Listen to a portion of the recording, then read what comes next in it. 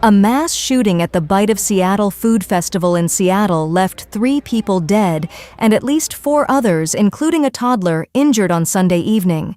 Police said one suspect has been arrested while another remains at large. They said one of the victims at the hospital did not survive the injuries, bringing the death toll to 3. They said the 4 other injured victims in hospital were in stable condition.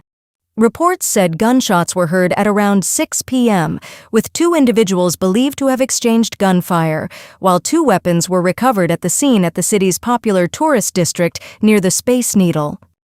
I was in the process of getting food, right? We were all talking, having a good time, and next thing you know, you just hear a couple shots go off. And, in my head, I'm not thinking nothing of it because, at first I thought it was some fireworks. Then I had to really sit and think. Boom, they're shooting. So, I look around, see if it's, something serious. Boom, I see a crowd of people running in the background. So, boom, I took off.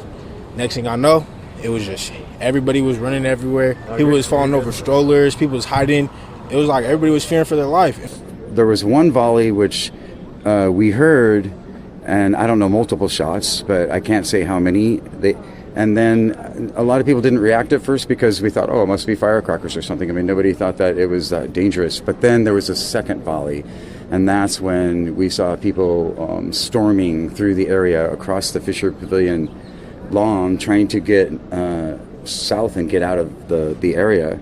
And so at that point, all my friends and I, we grabbed whatever equipment we had, our music equipment, and just started running because we felt like our lives could be in danger at that point. And it was, the crowd obviously knew something we didn't. Mm-hmm. So we reacted to the crowd around us and then ran out.